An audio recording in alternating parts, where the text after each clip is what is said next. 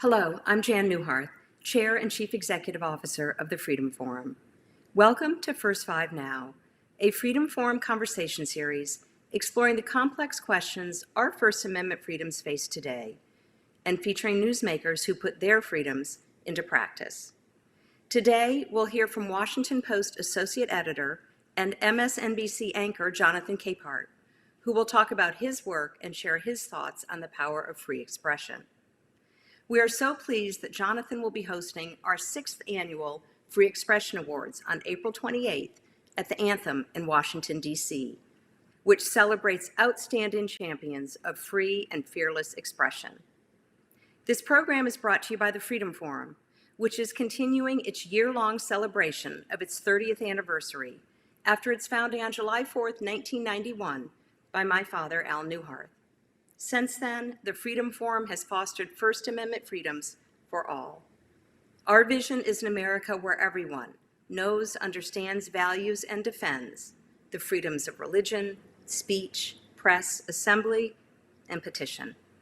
And now, please welcome our moderator, John Maynard. Thank you, Jan, and welcome to First Five Now. I'm John Maynard, Senior Director of Programs for the Freedom Forum. As Jen mentioned, the Freedom Forum celebrates its 6th annual Free Expression Awards on April 28th. Each year, the award celebrates outstanding champions of free and fearless expression who have exercised their First Amendment freedoms to uplift and advocate for others. This year's honorees are Eric Treen, former Special Counsel for Religious Discrimination in the Civil Rights Division of the Department of Justice, Cynthia Choi, Russell Jung, and Manjusha Kulkarni, founders of Stop AAPI Hate, and Nicole Hannah-Jones, Knight Chair in Race and Journalism, and founder of the Center for Journalism and Democracy at Howard University. In addition, Alberto Ibargüen, President and CEO of the John S. and James L. Knight Foundation, will receive the Al Newharth Award for Excellence in Media.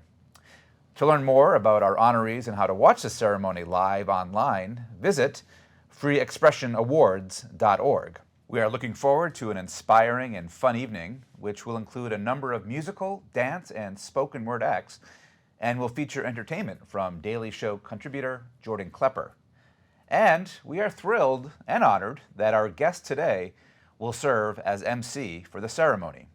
Washington Post columnist Jonathan Capehart has been a member of the Post editorial board since 2007 and writes about politics and social issues.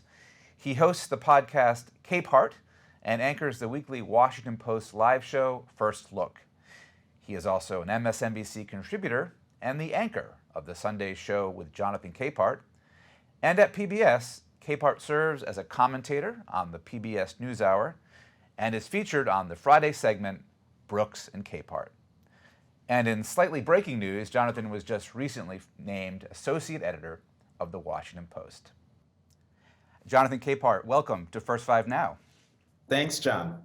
As we celebrate those who have used the 5 freedoms of the First Amendment to uplift and advocate for others, what do you value about the First Amendment, and how does it guide your work? What do I value about the First Amendment? It's the ability to do my job. It's the ability to speak truth to power, to ask powerful people tough questions, to write columns that they might not like and be able to do so without fear of being arrested for just expressing my opinion. That to me is sums it up in a nutshell. Right. And looking back on your work and even just in your personal history, who are some of your First Amendment heroes, from the past and present? Oh, wow.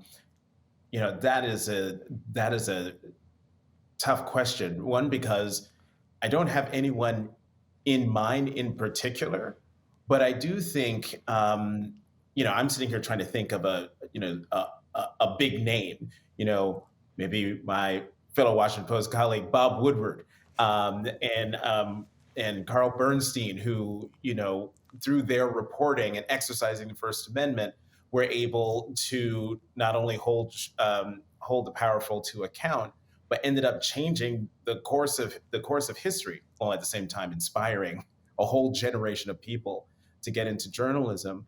But I think of the regular person who's not in journalism, who doesn't have, my job or the job of a journalist, but who exercises their First Amendment rights to say what they believe, either at a town hall meeting or a school board meeting, on a college campus, just exercising their right to say what they think, to say good things and bad things about their elected leaders. Sometimes those ordinary citizens end up having an enormous impact on our country simply because they're exercising their First Amendment right. Right. I want to turn to sort of current events, and I want to, speaking of freedom of press, as we watch these horrific images in our newspapers and our TVs and our devices from Ukraine, I think of two things: the bravery of the journalists worldwide telling these stories of what is happening on the ground there, as opposed to Russia taking censorship to new extremes there and shutting down news and free speech more than ever. What are your thoughts as you watch both the coverage and what you're hearing from what's not being said in Russia? Well, in terms of the coverage, the first thing, as a journalist, and from the comfort of my own home, the comfort of my safe studio, television studio in Washington, or my office at the Washington Post, I know that while I and the journalists who are covering the war are in the same profession, they are, the work that they are doing, their willingness to go to a war zone, to be able to tell the story, to tell the truth, back to the rest of the world, certainly to the United States, but back to the rest of the world about what really is happening. Sometimes I look at those reports and I think, like, what they do and what I do are on different planes. The courage that they show. So I am in awe of my colleagues in the war zone, not just in Ukraine, but over the years covering wars. There are journalists who are in Ukraine who have covered basically every major war in this world over the last 20, 30 years. When it comes to Russia, many times we talk about the Russia's war on Ukraine as being more than just an invasion of Ukraine. It's an attack on democracy, that this war is a proxy war between democracy and autocracy. And, we know from some reporting that Russians who are out there protesting their country's war have been arrested. They've been detained. They have been disappeared in some instances. That right there shows the difference between a democracy and an autocracy, that when the people rise up and say to their government that they don't like what it's doing in their name, that government then turns around and arrests them, detains them. And right there is, the battle in stark relief. Right, right. I want to stay on the topic of press, and a recent Freedom Forum survey found that more than half of Americans agree that news media should act as a watchdog on government, which is good news. But we found that just 14% trust journalists, and even more sobering, 41% say they are a threat to the First Amendment. Why do you think that, and you've seen other surveys like this, so I'm wondering why you think trust in the press has eroded? Wow. Well, let's deal with the 41% who think that the press is a threat. Because I'd be curious to know what that number, if that was even surveyed pre-Trump. I think it meant a lot to have the president of the United States at the time attack the press as quote unquote enemy of the people, that the press could not be trusted, that the press was out to get him and was unfair. I think that plays a huge role in that 41%. I also think that it plays a role in that. What was that trust number, John? Just trust in the 14%. 14%. Yeah, and again, this was a survey that was done during the final years of the Trump administration. So right. So even better, to my point, you had the president of the United States out there deriding the press. Now, I think what's been complicating the trust in the press and this is sort of the good side, bad side of the internet. The good side of the internet, which is now what, 20, more than 20 something years old, given the public access to the internet, it democratized access to information. When I was an intern on the Today Show, or even in college when I was working on the college radio station at Carleton, I had the UPI machine, and I was able to read all the news. And then as news director, I decided what would be on my 6 p.m. newscast for the campus. That's the way it operated at the three big broadcasting networks, at the major newspapers, at the local newspapers when we had them. With the internet, anybody can go online and find information to answer their questions, to do book reports, to find out what's going on in the world. The downside of the internet and the democratization of information is that people have siloed themselves. They have gravitated towards those news outlets and those news feeds that validate their worldview. No longer are people sitting with an actual newspaper and flipping the pages and encountering stories they wouldn't see otherwise, opinions they wouldn't see otherwise. Instead, they have bespoke feeds that feed them all the news that the algorithm thinks that they want to know, or that they should know. And so you put all of that together, and you have a situation where people don't know who to trust. There are no trusted sources. And I think a lot of that now has to do with, because of the democratization of information. This is, I'm sorry, John, but this is part of my soapbox here.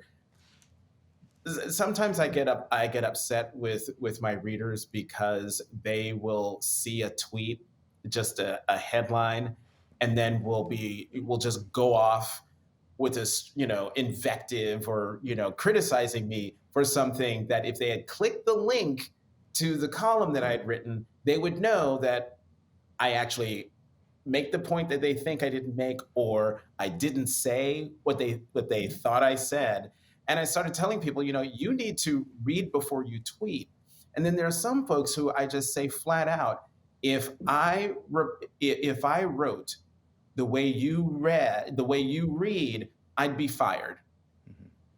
I think news consumers need to become as sophisticated and discerning, and develop the judgment in terms of reading the news that they get, because of the proliferation of information and news sources, as I have to when I'm doing my reporting.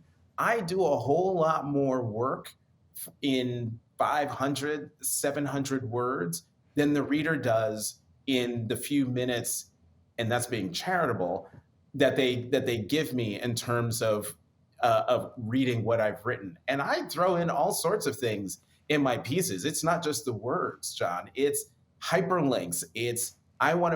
I'm sitting there as I'm writing thinking, the reader's going to ask, how do you know that? Where did that come from? How do I know that's true? And I'll put hyperlinks for people to click on them and see for themselves. I know that 90% of the people who are reading the piece won't click the hyperlinks, but that doesn't mean I don't have a responsibility as a journalist to provide that information. But I do think it is becoming incumbent upon news consumers to go the extra mile, to click the link, read the column, click the links within the column and within the stories, because it is all about making that news consumer an informed consumer. And, it is an informed citizenry that helps keep our democracy strong. Right. So can that trust, do you think that trust can be rebuilt? Can the consumers, learn how to do something like this? Is it up to can the news media do a better job? Tell us about how does that happen? I think that it's not just incumbent upon the news media. I think, sure, the media is not perfect. It doesn't get it right. But we have an obligation, an ethical obligation, and we carry it out. When we get things wrong, we correct it. We tell you what we've gotten wrong and tell you what the correction is. But I think now this needs to be an all hands on deck situation. This is not something that can happen in a year. This has to be a generational teaching where it's the news media, it's academia, at the university level, at the high school level, grade school level. We've got to start reteaching civics. We've got to start teaching people what it means to read the news, and not in a condescending way, but in a way that says this is part of your duty as citizen. Part of your duty as citizen is to know what's going on in the world around you and to be able to discern fact from fiction. And when someone is trying to pretend like they are a legitimate news source, when what they're actually doing is trying to feed you information that isn't necessarily true and isn't necessarily for your own good. Right. This kind of relates to your previous answer, that you do have so many platforms. Editorial writer, columnist, an anchor, you're a panelist on PBS, a podcaster. Journalism certainly has changed from your early days as a reporter. You write a story, file it, wait for it to show up on the doorstep the next morning. So, you tell us, your motivation in terms of appearing on so many of these various platforms. Oh, well, I mean, I think the short answer is it's the love of the work and gravitating to those platforms that make it easier to get my work out there. So, writing a column was, traditionally was trying to get it into the paper. Then, blogs became a thing. And so then started writing for a blog at the Washington Post. And that was a lot of fun and very immediate. Didn't have to wait for the newspaper to hit the doorstep. You just had to wait for however long it took the copy editor, first the editor and the copy desk to put it out there online. With podcasting, that just sort of scratched another itch of mine, which was spending time with an interesting person for a half hour. Or as the podcast went on, the conversations drifted from 20 minutes to 30 minutes to 45 minutes to almost an hour in a lot of cases, because the conversation with that person, sometimes a newsmaker, sometimes not, but the topics we were talking about were so interesting, and the folks who were listening were interested in these things. And then, television is, that's what got me interested in journalism to begin with. When I was a kid, I was a tattletale. I, would blurt out everything that I heard. And I remember my uncle was an electrician at NBC, and I was staying with them for a couple of weeks when I was a kid. And he said, "Turn on the TV, watch the Today Show. They're out on the plaza at 30 Rock. They're out on Rockefeller Plaza. I'm going to find the camera and I'm going to stand behind and wave." And so in the time, I'm now watching this show where there are these people who are telling other people's business. And I was fascinated. Wait, people get paid to tattletale? This is great.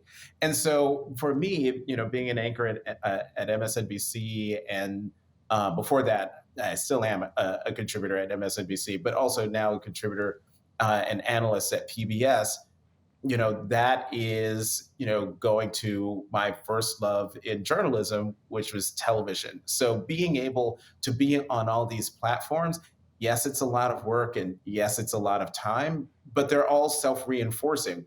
Reporting I do for the Washington Post informs, what I might be doing on television at Brooks and Capehart on Friday night, or on the Sunday show on MSNBC on Sunday. So it's a matter of keeping all the plates spinning, John. Right. And how do you, a question I had was about pivoting. How do you pivot from a podcast to being on air, to being behind a computer typing a column? Is it a natural flow for you, or how does it all work? I don't know about natural flow. It's a matter of mindset. So, if I'm on a podcast, I know I've got 30 minutes. So that means the conversation can breathe. If I'm on my Sunday show, the segments at most are about 8 to 9 minutes. If I'm with a newsmaker and I want to push it, especially if it's a pre-taped interview, I can push it to 10 minutes, but it means that I have to be very focused in what I'm talking about. But also because it's cable, I can be, a little more sassy. Let's just say that a little more sassy. But then when I sit on set with Judy and David, that's PBS. That's a completely different tone. It is a completely different way of doing television. And all of these things, all of these different ways of communicating on these platforms, fit a certain piece of my personality. And when it comes to cable, my personality is probably more PBS than it is, fire breathing cable. But I think that's why, my audience likes me on MSNBC, because I'm not fire all the time. I have someone on, I'm interviewing them. I want to hear what they have to say. They're the expert, or they're the one who is at the center of whatever the news is. And so I'm just there to ask questions. They are the ones who are out front. It's not about me, it's about them. And by extension, it's about the audience, because the audience is tuned in to learn, to understand what's going on in the world around them.